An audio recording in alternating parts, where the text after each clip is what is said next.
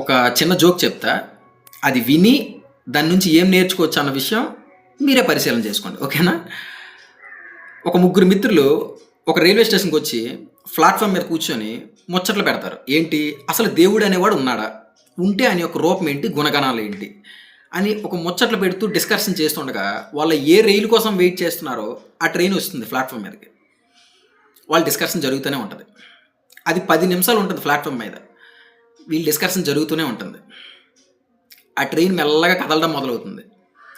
వీళ్ళు మెల్లగా రియలైజ్ అవుతారు, అరే మన ట్రైన్ వెళ్ళిపోతుందిరా అని ట్రైన్ వెనకాల పరిగెత్తడం మొదలు పెడతారు. ముగ్గురులో ఇద్దరు ఆ లాస్ట్ రైల్వే బోగి ఏదైతే ఉంటుందో దాంట్లోకి ఎక్కేస్తారు. ఒక్కడు మాత్రం ప్లాట్ఫామ్ మీద మిగిలిపోతాడు. వీడు ఏడుస్తుంటాడు.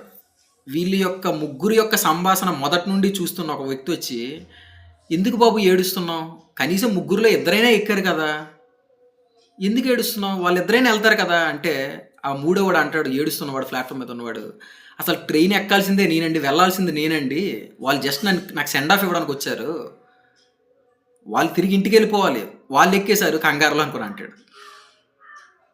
ఆ విన్నవాడికి, అడిగిన వాడికి సమాధానం తిరిగి ఏం చెప్పాలో అర్థం కాదు. అంటే అంతలా తాదాత్మ్యత చెందారు ఆ డిస్కషన్ పట్ల. సో ఇది జోకు.